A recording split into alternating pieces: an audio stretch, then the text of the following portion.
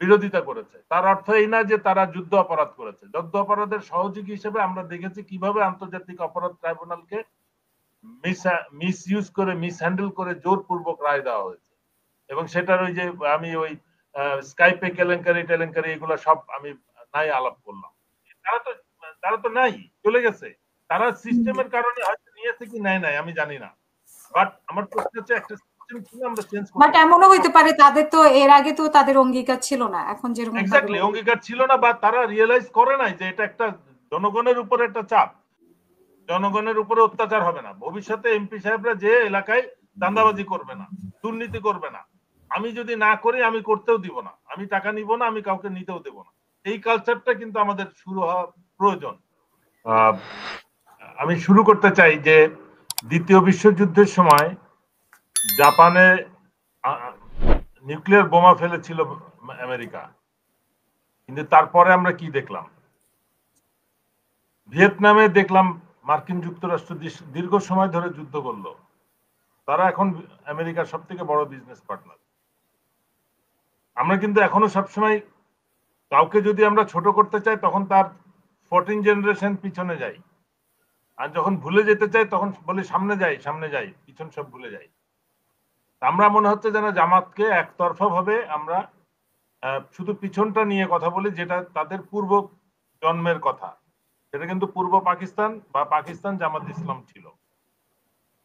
স্বাধীন হওয়ার পরে আমার ধারণা যে আমাদেরকে একটু ভবিষ্যৎমুখী হইতে হবে, বিশেষ করে এই জুলাইয়ের পরে আমাদের ভবিষ্যতের দিকে তাকানোর প্রয়োজন আছে। এবং 24 জুলাই কিন্তু প্রত্যেকে তাদের অবদান শো করেছে, কে স্বাধীনতার পক্ষে আর কে স্বাধীনতার বিপক্ষে। আমাদের মনে হয় এখন স্টার্ট পয়েন্টটা এখান থেকে হওয়া উচিত।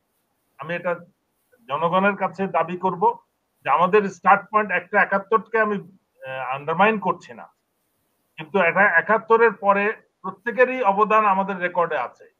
কে পক্ষে, স্বাধীনতার পক্ষে, কে পক্ষে না, কে চেতনার পক্ষে, কে চেতনাকে বিক্রি করেছে, কে দেশের স্বাধীনতা সার্বভৌমত্বকে লেনদেন করেছে কি করে নাই, কে ব্যর্থ হয়েছে কি ব্যর্থ হয় না, এগুলো আমরা অনেক দেখেছি। আমার মনে হয় আমাদের এখন সামনের দিকে দেখতে হবে এবং সেটার স্টার্ট পয়েন্ট একটা থাকা প্রয়োজন, এবং সেই স্টার্ট পয়েন্টটা হচ্ছে জুলাই আন্দোলন এবং 5ই আগস্ট 24। এই পরিপ্রেক্ষিতে আমার মনে হয় আমাদের ওই বললে হবে না 71-এর জন্য মাপ চাইতে হবে, হ্যান করতে হবে, বিভিন্ন ভাবে।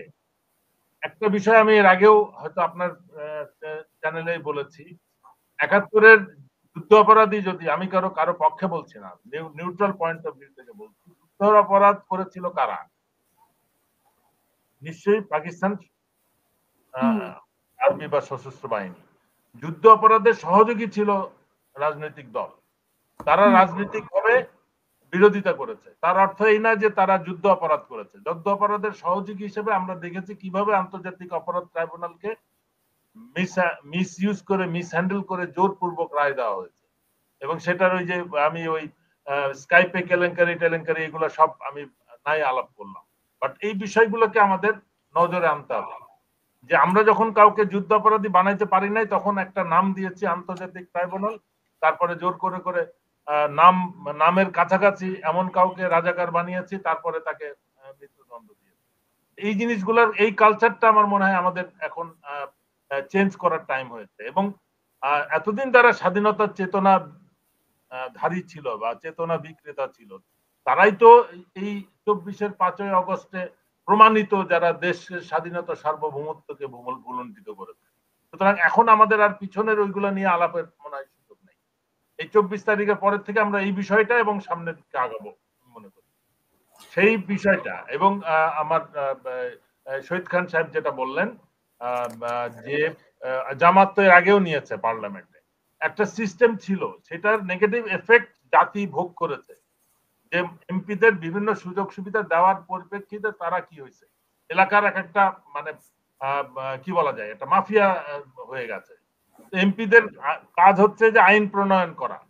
অন্যান্য উন্নত বিশ্বে তাদের যেভাবে তারা কাজ করে, দায়িত্ব পালন করে, আমাদের দেশে যদি সেইভাবে করে, সুযোগ সুবিধার পরিবর্তে যদি তারা দায়িত্বের দিকে মনোনিবেশ করে, তাহলে দেখা যাবে যোগ্য লোক এমপি হচ্ছে। আর যদি এমপির হওয়ার মধ্যে কোনো ফায়দা থাকে, ব্যবসা থাকে, আমার ব্যবসায়িক বেনিফিট বলি, এলাকার মাস্তানি বা আমার মাফিয়া তন্ত্র কন্টিনিউ করা, পারিবারিক মাফিয়া তন্ত্র কন্টিনিউ করার যদি সুযোগ থাকে, তাহলে আমি ওইটাতে ইনভেস্ট করব। এখানে কিন্তু টাকা পয়সার ইনভেস্টমেন্ট ছিল, ব্যাপক একটা বেচা কেনা হইতো, লেনদেন হইতো, মানে হাট বসে যেত, কে কয়জন এমপি এক এলাকার, কে কত বেশি টাকা দিতে পারবে, তাকে আমি করা। আমার মনে হয় এখন যে কালচারটা আসছে 24-এর এই আন্দোলনের পরে, আমরা বাংলাদেশ 2.0 শুধু নামে বলছি, আমিও কিন্তু এখন 2.0, পিএনজি 2.0 আপনাকে মনে করাচ্ছি আপা। এটা আমার জন্য একটা বিরাট একটা অ্যাচিভমেন্ট ধরে নিচ্ছি। সেই হিসেবে আমি বলছি যে এই 2.0 কে রিয়েলি আমাদেরকে মিন করতে হবে এবং সেটাকে এগিয়ে নিতে হবে। সেই পরিপ্রেক্ষিতে যদি কোনো রাজনৈতিক দল সাহস করে একটা ঘোষণা দেয় যে আমরা প্লট নিব না, ট্যাক্স ফ্রি গাড়ি নিব না, তাহলে বলা যাবে না যে ও তোমাদের দুইজন তো ছিল, তারা তো নিছিল। এটা তো তারা তো নাই, চলে গেছে। তারা সিস্টেমের কারণে হয়তো নিয়েছে কি নেয় নাই আমি জানি না, বাট আমার প্রশ্ন হচ্ছে একটা সিস্টেম ছিল, আমরা চেঞ্জ করতে। বাট এমনও হইতে পারে তাদের তো এর আগে তো তাদের অঙ্গীকার ছিল না, এখন যেরকম এক্স্যাক্টলি অঙ্গীকার ছিল না, বা তারা রিয়েলাইজ করে নাই যে এটা একটা জনগণের উপর একটা চাপ।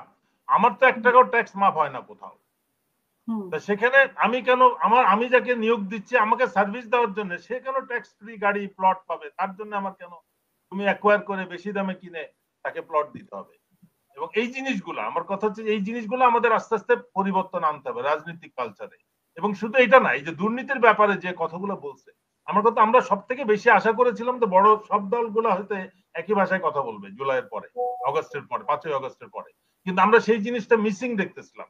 যারা মানে আমি তো মনে করি যে আওয়ামী লীগের সব থেকে বড় অ্যাচিভমেন্ট হচ্ছে তার যে এই স্বৈরাচার শক্তি যে রাজনৈতিক দলগুলোর উপরে চরম ভাবে অত্যাচার করেছে, তাদেরকে বিভক্ত করে ফেলছে বিভিন্ন ভাগে। এটা যদি আমি একটা বলি বিএনপি, একটা বলি জামাতে ইসলাম, আর বলি জনতা, আম জনতা, বাংলাদেশের আম জনতাও তো আক্রান্ত ছিল তাদের। এখন এরা কিন্তু বিভিন্ন ভাবে বিভক্ত হয়ে গেছে।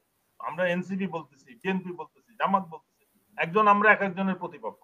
এই সুযোগটা কিন্তু দিল্লিতে বসে নিচ্ছে, সেই জন্য আজকে একটা হাস্যকর হরতাল ঘোষণা হয়েছে। আস্তে আস্তে কিন্তু এটা আরো বেশি, ওই যে বাস 2টা পোড়াইছে, বাস 2টা পোড়ানো কোনো ব্যাপার না, যে কেউ যে কোনো দিন সকাল বিকাল দুপুর যে কোনো সময় ইচ্ছা করলে একটা বাস মালিক নিজেও পোড়াই দিতে পারে। এর আগে আমরা দেখছি, আমরা তো বিহঙ্গ পরিবহন দেখছি যে মালিক নিজেই তার বাড়ি বাস পোড়াই দিচ্ছে।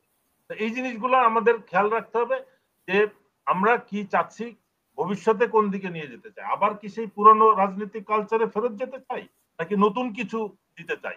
আমার যেটা সংস্কার নিয়ে কথা হচ্ছে, রাজনৈতিক সংস্কার বা ইলেকশনের নির্বাচন সংস্কার, এটা আমার মনে হয় এই প্রথম আমি একটা ঘোষণা দেখলাম যেটার মধ্যে জনমুখী অঙ্গীকারের কথা হয়েছে। এই ঘোষণার মধ্যে কিন্তু একটা জনমুখী, যেটার উপকার জনগণ পাবে।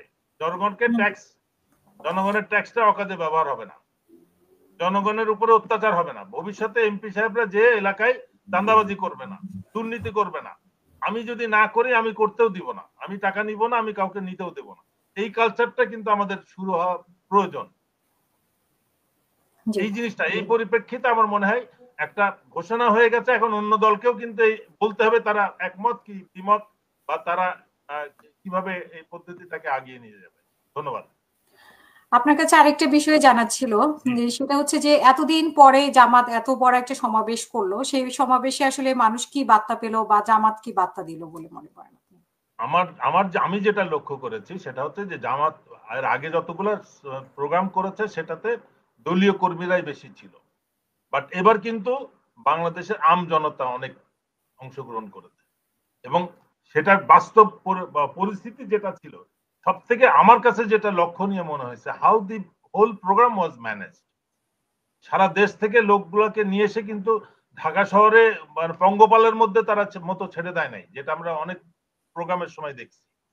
দে ওয়ার ভেরি ডিসিপ্লিন, তারা কোথায় যাবে, কি করবে, কোথায় বসবে, সবকিছু তারা জানতো, এবং কোথায় আটকে গেলে তাদের কিভাবে, এবং সেটার জন্য প্রস্তুতি ছিল। এই যে বিভিন্ন জায়গায় তারা এই যে আপনার এই মনিটরে লাগাই দিছে, যে আপনি যদি বাংলা মোটরের পরে না যেতে পারেন তাহলে বাংলা মোটরে ইউ হ্যাভ এ স্ক্রিন, আপনার শাহবাগে একটা স্ক্রিন আছে, ওদিকে কাটাবনে আছে, ইউনিভার্সিটির মধ্যে আছে, এই পল্টনে আছে। এই জিনিসগুলা যে একটা দুর্ঘটনা ঘটেছে, আমরা যেটা আমাদের ইতিহাসে কখনো দেখি নাই, যে প্রধান অতিথি বক্তব্যের সময় পড়ে যাচ্ছে, বাট এই অনুষ্ঠান আমরা হয়তো অন্য প্রোগ্রামের ক্ষেত্রে, অন্য রাজনৈতিক দলের প্রোগ্রাম হলে দেখতাম যে ওরা হয়তো সভাটা ভেঙে যেত, কিন্তু তারা কিন্তু অত্যন্ত শৃঙ্খলার সাথে কাজটা শেষ করেছে এবং শেষ পর্যন্ত তারা মানে সফলতার সাথে একটা এবং একটা হাই এন্ডে, হাই নোটে তারা এই প্রোগ্রামটা শেষ করতে পেরেছে। এটার জন্য কিন্তু সব রাজনৈতিক দলের জন্য আমরা এখন তাদের মধ্যে মানে দুর্বলতা না খুঁজে, তাদের উদ্দেশ্যের মধ্যে অসততা বা অসৎ উদ্দেশ্য বা তারা কি ইয়ে করে ষড়যন্ত্রমূলক কাজ করেছে এটা না বলে, তারা যে ভালো কাজগুলো বলেছে, ভালো পয়েন্টগুলো জাতির সামনে তুলে ধরেছে, আমার মনে হয় এটার মধ্যে একটা কম্পিটিশন আসা উচিত। আর একটা রাজনৈতিক দল এসে বলবে আমরা আরো এক স্টেপ এগিয়ে যাব এবং আমরা এই কাজটা করব।